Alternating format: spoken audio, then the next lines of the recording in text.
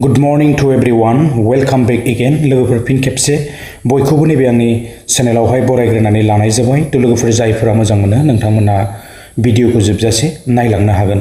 थ' बिदिब्ला लोगोफोर बांद्राय गोलाव खालामनो सानाखै दिनैनि भिडिअखौ जागायलांनि। जोंहा गोबां बेबायदिनो उइथड्र पेन्डिं उइथड्र माने प्रब्लेम बेबायदि गोबां जोङो नुबोगासिनो दङ लोगोफोर। स' जोङो पेन्डिं जानायफोरखौ नुगासिनो दङ।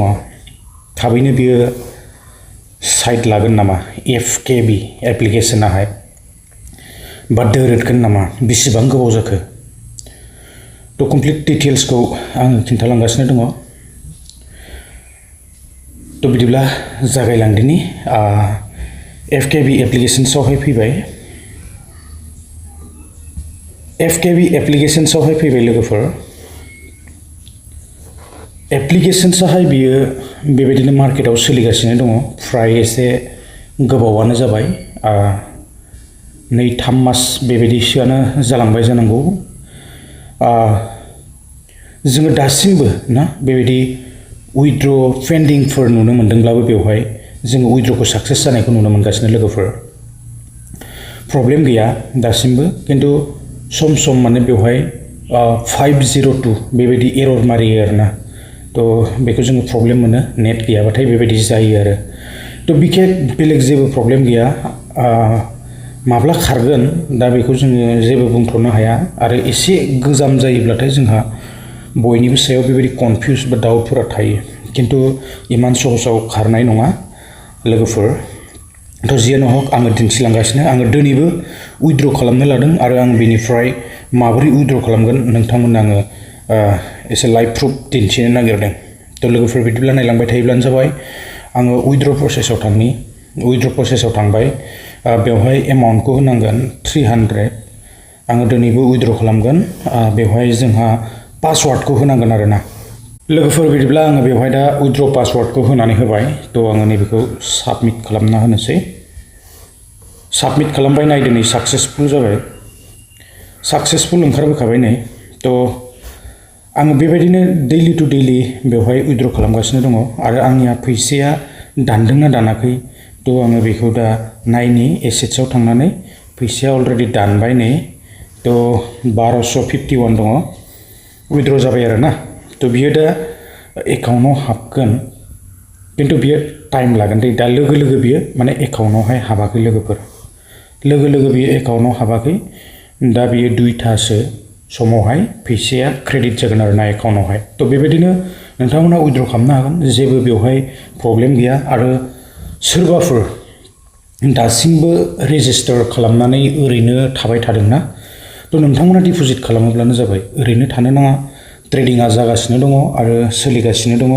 जोंहा बेनि टाइमा 2थानिफ्राय लानानै हरनि 9थासिम जोङो हायो आरोना। जिखुनु एनि टाइम जोङो खेबसे बेवहाय ट्रेडिं खालामनो हागोन। बेबायदिनो क'डफोरखौ जोङो बेवहाय नुनो मोनखायो।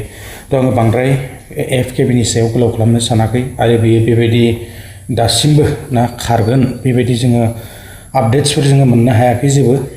रावबो बुंनो हाया माब्ला बेन जागोन ना। थ' गोबां जोङो गोसारनायखौसो दिनै नुनो मोनदों। थ' लोगोफोर जायफ्रा दासिमबो इनस्टल खालामाखै थाबैनो इनस्टल खालाम रेजिस्टार खालाम आरो खमब्लाबो ना थ' फैसाफोरखौ एड खालामनानै जोङो ट्रेडिं खालामोब्लानो रांफोरखौहाय जोङो खामायनो हायोना गोरलैयैनो। जियानो हक बिदिब्ला गुबुन मोनसे एप्लिकेशन्सआव थांनि लोगोफोर। दा नैबे जोंहा आरसिके थ' आरसिके एप्लिकेशन्सआव हाबफैबाय। बिराद मोजां आरो एप्लिकेशना ओरैबायदि फास्ट ना दा। थ' दिनैजों साननै बेबायदिल'सो जादों। नायदो ओरैबायदि माने फास्ट बियो स' बिराद स्पिड आरोना। थ' प्रब्लेम गैया। जायफ्रा दासिमबो नैबे आरसिके बेखौहाय इनस्टल खालामाखै नोंथांमोना थाबैनो लिंकआव थांनानै इनस्टल खालामनानै ला। आङो डिसक्रिपसनाव होनानै होदों। नोंथांमोना थांनानै चेक आउट खालामनानै जइन जायोब्लानो जाबाय आरो थाबैनो डिप'जिट खालामनांगौ बेवहाय। स' जोङो गोदानावनो जेसेबां हागौ ट्रेनजेक्सन खालामनांगौबा बेबायदिनो ट्रेडिंफोरखौ जोङो खालामनो नांगौ ना। डिप'जिट खालाम आरो ट्रेडिंखौ खालामनांगौ आरोना। जोङो फार्स्टआवनो बेनिफिटखौ दैखांनो हायो। थ' मोजां मोनसे एप्लिकेशन्स आरो बेबो मार्केटाव सोलिगासिनो दङ लोगोफोर।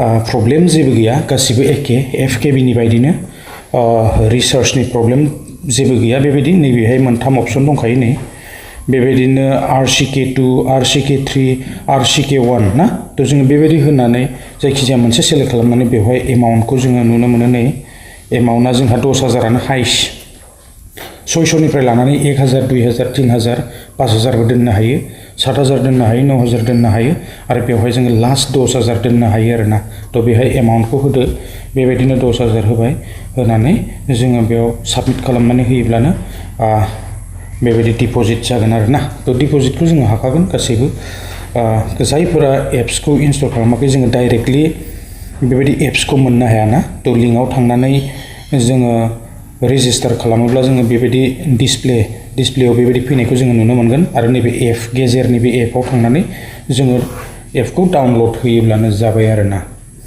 थ' बेबायदिनो पासवार्डखौ बानायनानै लायोब्लानो जाबाय जोङो गोसोआव लाखि पासवार्डखौ थ' जोंनो बेखौ नांगौ जायो ना थ' आरो जोंहा शेयार अपसना नै दंखायो नैबेयावबो दङ नैबेयावबो दङ नैबे सार्भिस थ' बे सार्भिसावहाय जोङो कास्टमार केयाराव कन्टेक्ट खालामनो हायो आरो थ' बेबायदिनो आरो बेवहाय दासिमबो जेबो प्रब्लेम गैया बेबायदि डिप'जिट प्रब्लेम गैया उइथड्र प्रब्लेम गैया जेबो गैया आरोना थ' लोगोफोर नोंथांमोना बेखौबो थाबैनो इनस्टल खालामदो आं सिगांनि भिडिअआवबो होनानै होखादों नोंबो मिथिखाबाय बिदिब्ला लोगोफोर आङो दिनै बांद्राय बेबायदि बुंनो सानाखै मोजां मोनसे आर्निं एप्लिकेशन्स फैदों थ' जोङो गोदान एप्लिकेशन्सफोरखौ एथबां माने थाबैनो गिनो गोनां जेबो गैया आरो डाउटबो गैया आरोना थ' एप्लिकेशना बिराद फास्ट लोगोफोर बेखौ आं एग्जिट खालामनानै बेखौ खुलिफिननि ओरैबायदि फास्ट माने बेवहाय दा जेबो रोखोमनि इररबो देखाया जेबो देखाया आरोना ओरैबायदि फास्ट बे एप्लिकेशना थ' लोगोफोर आङो दिनैहाय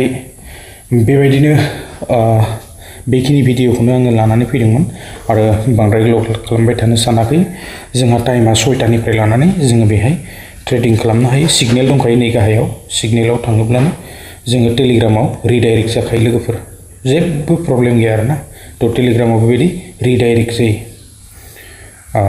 जेबो टेनसन गैया थ' आं बांद्राय गोलाव खालामनो सानाखै आरो जोंहा बेबायदिनो YBY बायदिसिनाफ्राथ' आरो दंखानोसै गोबां रोखोमनि एप्लिकेशन दिनै गोसारगासिनो दङ ना थ' नोंथांमोना जेराव गोसो थ' बेवहायनो ट्रेडिं खालामनो हागोन लसआवल'सो थानो नाङा खालि सानफ्रामबो लाभाव थायोब्लानो जाबाय थ' लोगोफोर बेखिनियानो दासिमबो बेबायदि माब्ला खारगोन बा माब्ला दोरोदगोन जोङो बिनि जेबो आपडेट्स मोनाखै थ' लोगोफोर थाबैनो आङो नेक्स्ट भिडिअआवहाय लोगो हमनो सेस्था खालामगोन बेखिनियानोमोन आरो जायफ्रा दासिमबो ना थ' इनस्टल खालामाखै इनस्टल खालामनानै आर्निं खालामनो हागोन बेखिनियानो बिराद मोजां मोनसे आपडेट्स नै